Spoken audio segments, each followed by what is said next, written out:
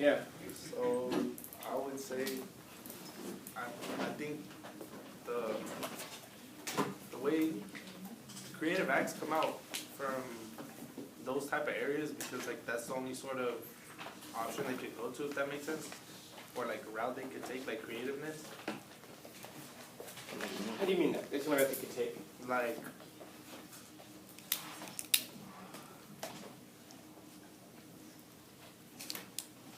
So what is creativity?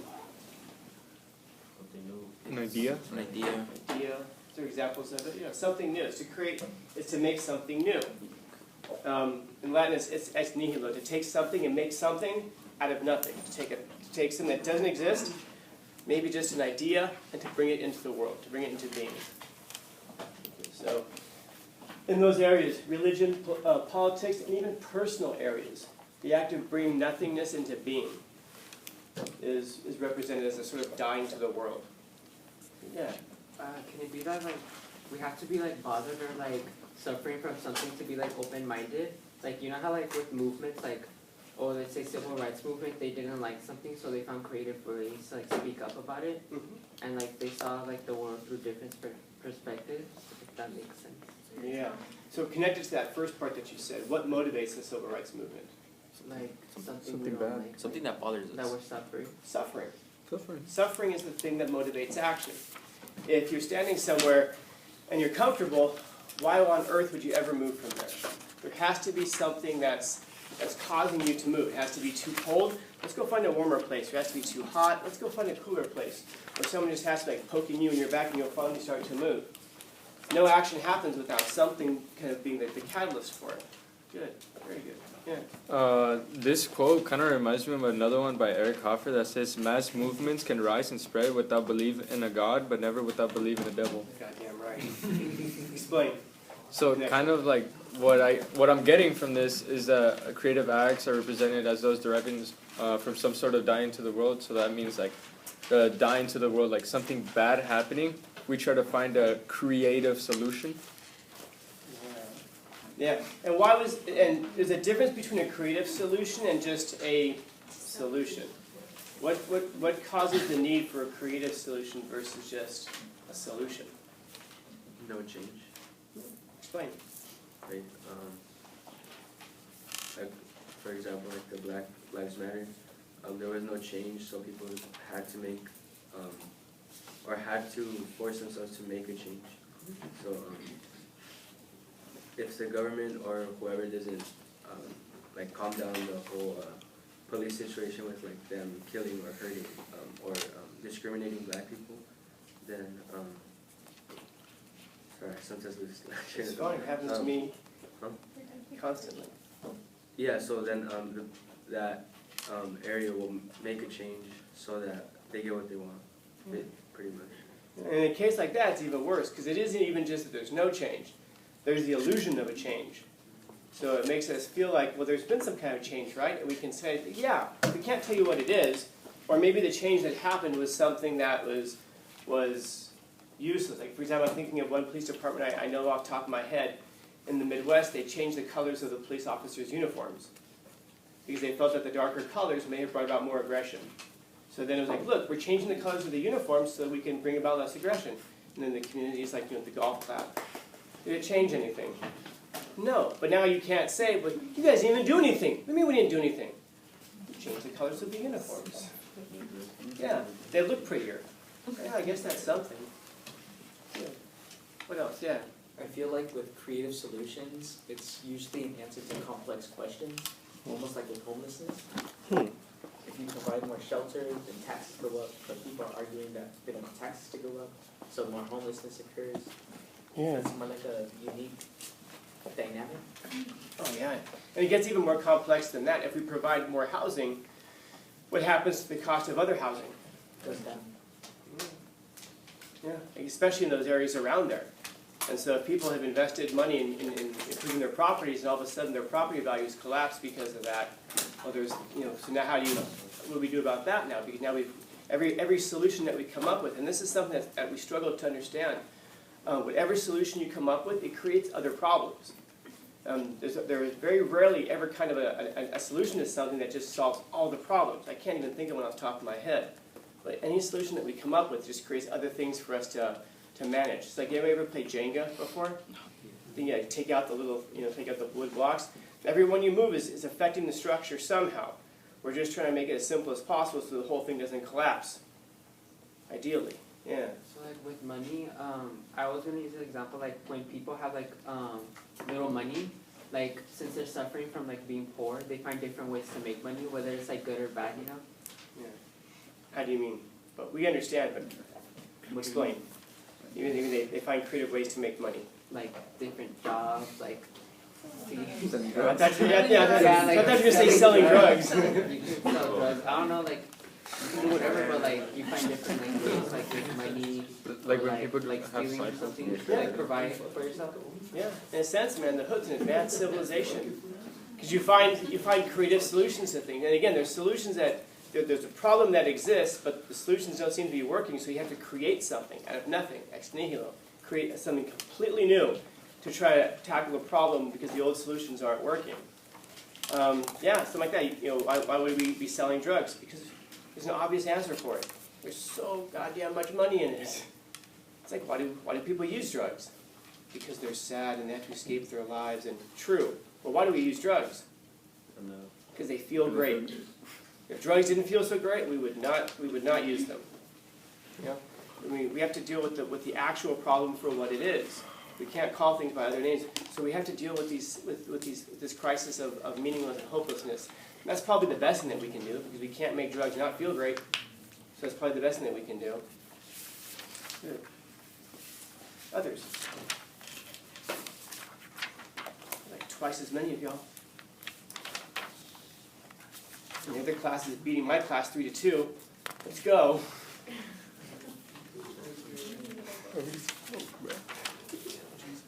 Yeah, man, they're piling. Now they're gonna dogpile a score on you. Go ahead. Like personal ones, like let's say you're like really unhealthy, you find like different ways, or like let's say for example you're like medically like overweight or something, you find like different ways to like lose weight so you can be healthier, because like that weight is like you're dying. Surgery. That's actually an interesting one right there, right? So let's just say you're just enormous, and you're like, why are you so goddamn enormous? Well, because of my glands. Oh, shut up. It's diet, exercise, man. But so you have to exercise. You have to watch what you eat. I watch it all the time. No, meaning you have to count your calories. I don't want to do that. All right, fine. Here's a surgery that will do it for you. Great. There's almost nothing more American than that. We'll just change your body to fix your health. And of course, that creates all kinds of problems as well. People who had that surgery. Yeah. Scanlan, out of memory, how many calories are in a Diet Coke? 0. Legit, there's 0 in a Diet Coke. That's why I can drink as many as I want and it doesn't affect my health whatsoever. You know why? Because I am not a lab rat. They get cancer. I don't. I get tasty soda. Yeah. I kind of want to add on to that example with like the healthy, like my cousin. She was kind of big, and then so like she found a solution, which was not to eat a lot, And then with that solution, like she's now anorexic. So, As I said, every solution creates another problem.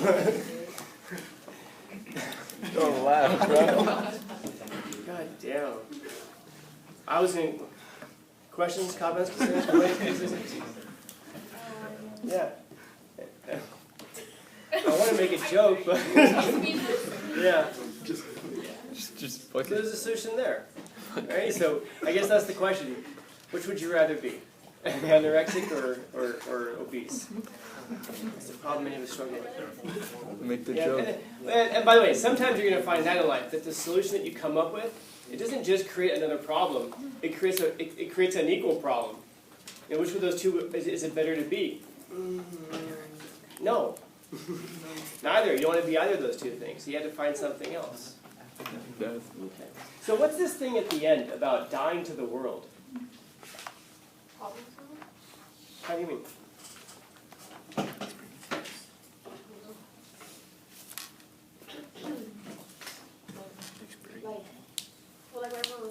there's problems in the world, I mean, it's that motivate us to do certain things.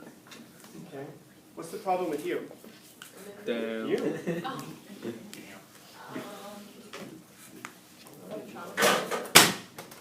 You're traumatized. So you're a basket of trauma. Blow up. Okay. What else is wrong with you? Can't do math. Can't do math. That's all me. I can't do that, so. Can't do math. Is this a therapy session? Oh, it's gonna be worse than a therapy session. Oh, damn. It's gonna be a dying to the world. He's gonna criticize this man. What else is wrong with you? Yeah, what's wrong with you, woman? Come on, contribute, woman. I wasn't gonna say it, but you did. So, but genuinely, you can make this list of your own, and we might. And I'd encourage you to be careful about the things that are wrong with you, and the things that simply describe you. Are there things wrong with you? Yes, of course. Only an incredible narcissist sits there on Instagram and says, "If you can't handle me at my worst, you don't deserve me at my best." Oh my God. That is always the worst human being on the internet. And you're going to find, by the way, that the people who say that are usually at their worst. So, as I told my students, anybody know where that quote comes from, by the way? Can't people change? No, that quote comes from Marilyn Monroe. Marilyn Monroe said that. People can't handle me at my worst. They don't deserve me at my best. Keep in mind, Marilyn Monroe died alone from a drug overdose, allegedly. We're going to assume Robert Kennedy wasn't there, but that's a big assumption. We're going to assume, just for the sake of argument, he wasn't there. She called 3 former lovers and told them all that she was suicidal and took too many pills. They all hung up on her. Nobody wanted anything to do with her. Why? Because she was such an incredibly toxic, to use the parlance of our day, she was an incredibly toxic personality. She was beautiful, yeah, 10 years earlier. But the problem is but this was the problem. She put everything, her whole persona was wrapped up in that.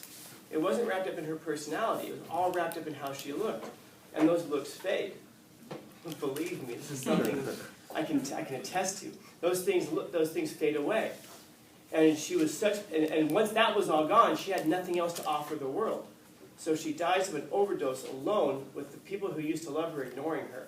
You have to imagine how badly those separations must have been. So, I mean, think about like someone who you used to know, who used to be friends with even, and you guys had a blow up and you're no longer friends, and that person called you and said, "I just took too many pills, I'm about to die." And you just go, "You will be missed." Click. Like legit. You don't even call. I mean, not even rushing over there, but you don't even call 911 and say, "Hey, I just got a call from someone who said they took too many pills." You know, you have to really, really dislike that person. Something really bad has to have gone on there. And that's the person who comes up with that quote. So keep that in mind, that if that's the motto you want to live by, that's the death you're going to die. Now, all of us have something that's wrong with us. All of us have lots, by the way, that's really, really good for us. And we focus too much on, I shouldn't say that. Some people focus too much on what's wrong with us. Like, oh, I'm too much this, I'm too much that. Yeah, you probably are. You know, and there's probably, but there's also probably lots of really good stuff about you.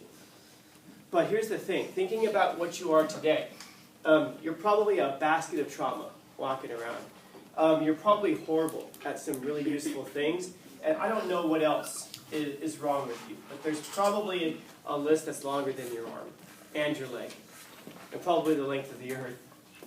So now, you want to become something new. That requires an act of creation. And again, creation is creativity. It's something that comes forth out of nothing. So how can you possibly become something new when you're something that already exists? What do you have to do? What does Campbell right there say that you have to do? Change it. It's not even just change. If you change any of these things, what happens to you as a personality? Change. Hopefully not. Hopefully it's more dramatic than that. You die. Look at what he says. You die. What's that? You die. You die. You have to kill your old version. You have to kill the old version of you. That all has to go. If you're going to create something new, not just change, because some of you and some of us, if there's more wrong with you, less wrong with you, you could maybe, I don't know, study math and go to counseling or whatever. But if there's something about you that you want to completely become a new creature, that's what has to happen. The old you has to die. You almost have to see this person over here in third person. You know, I think back, like I have friends of mine who I've been friends with since high school, and I keep them around because they're really great at reminding you about who you used to be. And I suggest that all of you stay in touch with at least a couple of people from high school, because no matter how many degrees I ever get in my life, I have a friend who I've been friends with since we were juniors, who can remind me of the stupidest shit I've ever done in my life. You know, like I was saying earlier, I can go over to the college and everyone's Dr. Scanlon. Yes, Dr. Scanlon. And then my friend, if he came in, he'd be like, "Oh, Dr. Scanlon? Yeah, yes, William. His name is Billy. Yes, William. Aren't you the guy who?" And well, I'll spare you the story I'm thinking of. Something really, really stupid. Aren't you the guy who used to jump out of cars as they were moving just so you could see if you could tuck and roll at 40 miles an hour? It sounds fun. It sounds fun. I'll tell you, it's not like the movies. And I can also go like, yeah, I remember doing that. Yeah. And he's like, aren't you the guy? Remember when you guys gave your drama teacher a Vietnam flashback and forced him to retire? I was gonna mention that. William, please, I'm speaking to my students. They're great at reminding you about who you used to be, as long as it's who you used to be. Some of you probably are already encountering this because of where you are in your careers right now. But if not, you will at some point. People are going to say, old friends, I can't talk to you anymore. Why? I don't know, man, you've changed. Good. You shouldn't be the same person at 40 as you are at 18. You shouldn't be the same person at 18 that you were when you were 12 or 13 or 14. I have a former student I'm thinking of right now. I won't tell you his name because some of you, I'm positive some of you guys know who this person is. I had him last year, and he was just a clown. Not even necessarily the funny kind, you know? The kind of almost embarrassingly stupid kind. And I saw him walking around recently, and I said hi to him, and he said hi to me very sheepishly. Like he was almost embarrassed to say hello to me. And then he finally came into my room last week, and he asked if he could come in. I'm like, yeah, of course, why not? And he goes, well, the last time I came in, you kicked me out. I have no recollection of ever kicking this person out. Does it sound like something I would do? Yeah. I may have had a temper tantrum that day, and you never know which Scanlon you're going to get on Monday or Tuesday or Thursday or whatever. It's a different Scanlon every day. It's like rolling the dice. And I have no recollection of ever having done that. And then he said, I asked him, why did I kick you out? And he told me what he did. I go, oh yeah, that makes sense that I would have done that. But it also doesn't make sense to me that I would hold a grudge about it. If I kicked you out Tuesday, you're welcome to come back Wednesday. It's fine. Anyway, talking with this person, he is a completely different person from who he was a year ago. And he doesn't just like talk differently. He looks different. Everything about this person is completely changed. And he's talking about his life, and he's describing about the kinds of things he used to do. And he doesn't talk about it with disdain or scorn. And his friends do it. And he doesn't talk about his friends like they're beneath him. He talks about like he says about time that they're spending. He says, they're burying their faces in their phones. He says, I see them during class. And he says, I started paying attention. And I realized how much wisdom was going completely past me because I expected not to find any. Like, yeah, I guess that makes sense. I was telling, you guys know I read The Selfish Giant, yes? And I was just talking to my last period about this. You get the thing with the nail prints on the hands, right? You said Jesus, no? Yeah, it's a Christian metaphor. My first period didn't catch that. I didn't tell them about it because I assumed everybody would get that. As soon as I said that to them, a whole bunch of light bulbs go off in their heads. Oh my God, that's why he said, you'll be with me in paradise. Yeah. But now, understand, imagine if you didn't catch that, and you didn't understand that it was, what's the story about? It's about a giant who kicks some kids out of a garden, and then he dies. Why is the kid there? I don't know. That first period said, we just figured he was friends with him, so he's there when he died. It's like, no, but if you're expecting not to see something like that, and I asked him, how could this have happened? One student said, I guess probably because we're in school and we didn't expect to see anything religious. I go, yeah. So if you expect not to see it, you're going to miss it. If you expect not to find wisdom somewhere, you're not going to find wisdom. But I can promise you that some of the deepest wisdom I have ever found, I found it in some of the strangest goddamn places, man. I have found wisdom spray painted onto the side of a dumpster in North Park. You know, if you're looking for it, it's everywhere. It's everywhere.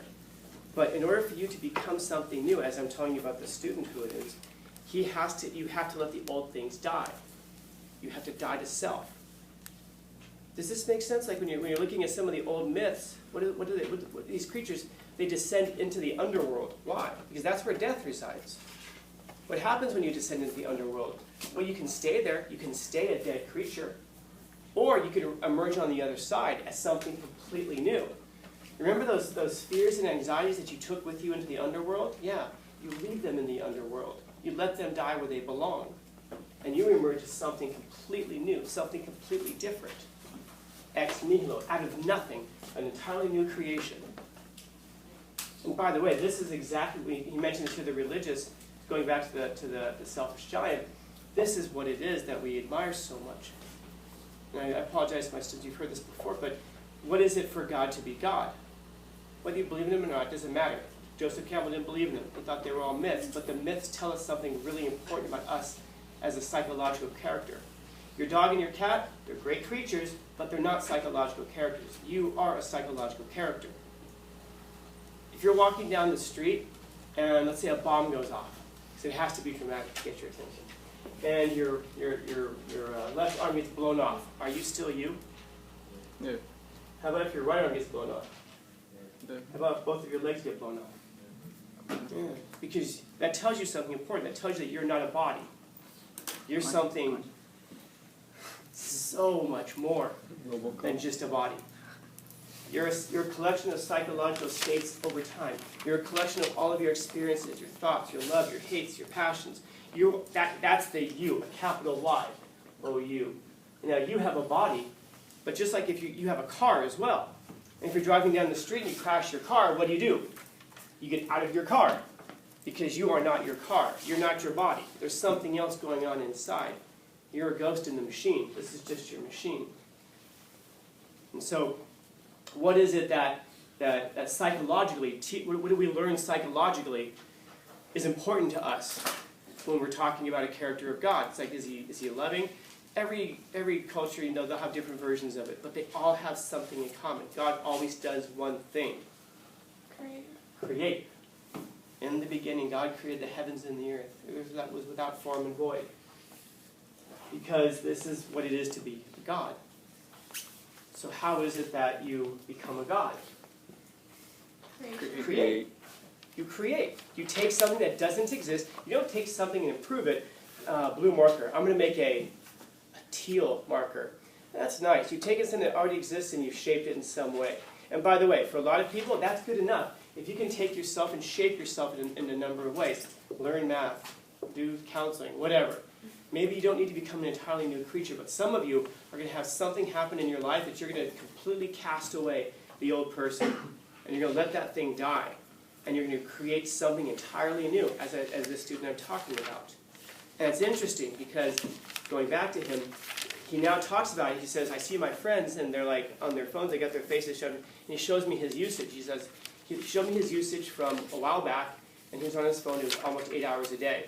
He's now down to under 2 hours, and he says, and these are all like podcasts and like YouTube videos about the thing he's interested in. I'll leave it at that.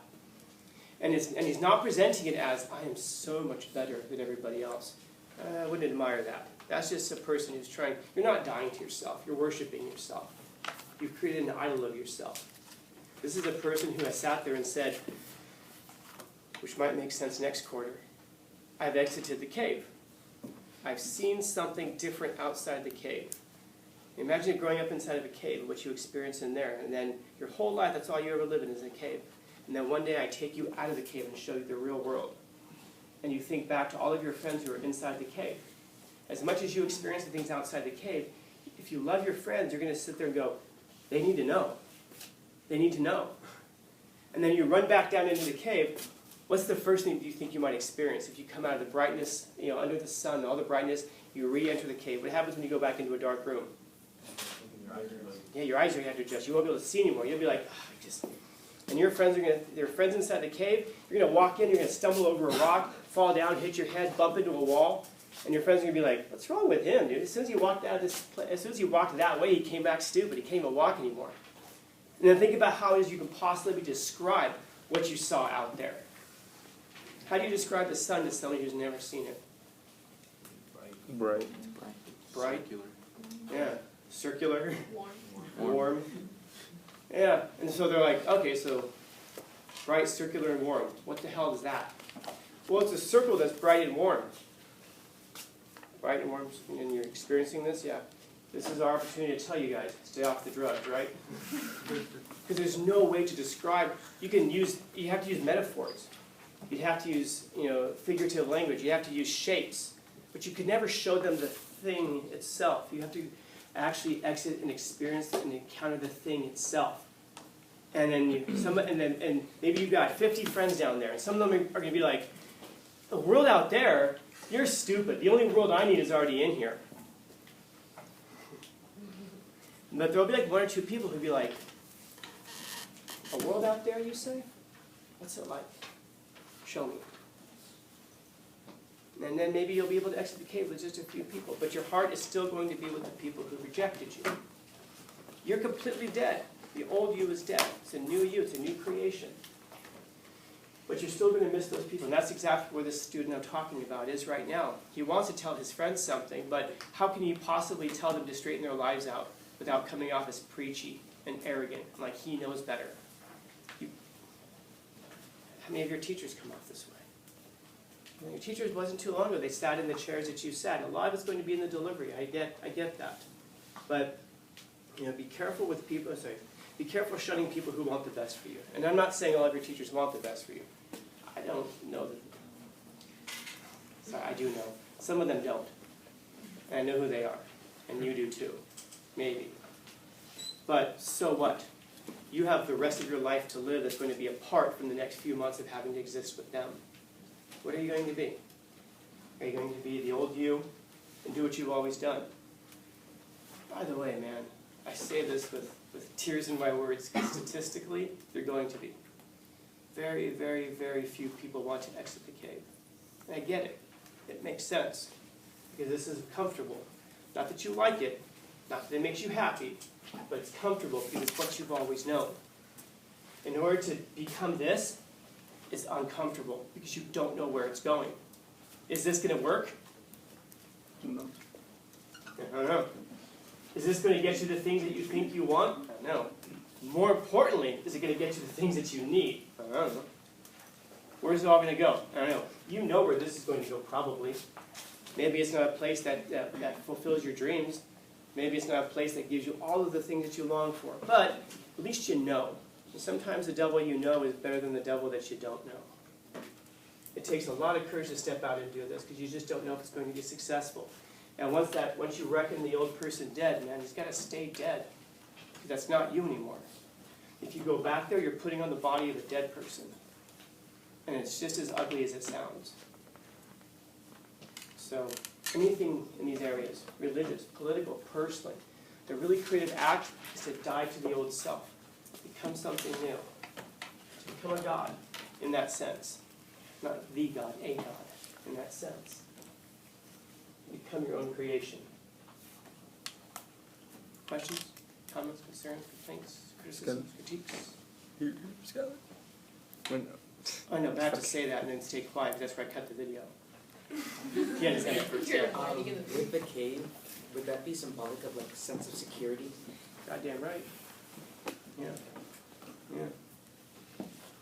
Yeah. When you were talking about like how like the trauma and like not being able to do math, how that's like a part of you, and then like to find the new stuff you have to like let it die, and then like most people don't. Like I kind of tied that to like the last quote that like the last sentence of the last quote that says, "And who is willing to destroy a piece of his own heart?" That's right, Alexander Solzhenitsyn. Who's willing to destroy a piece of his own heart? And by the way, that's a question. It's not rhetorical. It's not like this. Who's willing to destroy a piece of their own heart? It's his chin is up and he's looking at the room. Who? Who's willing to destroy a piece of their own heart? Let me know who you are. And at the back of the room is always that one quiet. Hand creeps up slowly. I think I am. Maybe. Maybe. Time will tell. Others? I owe you a stem.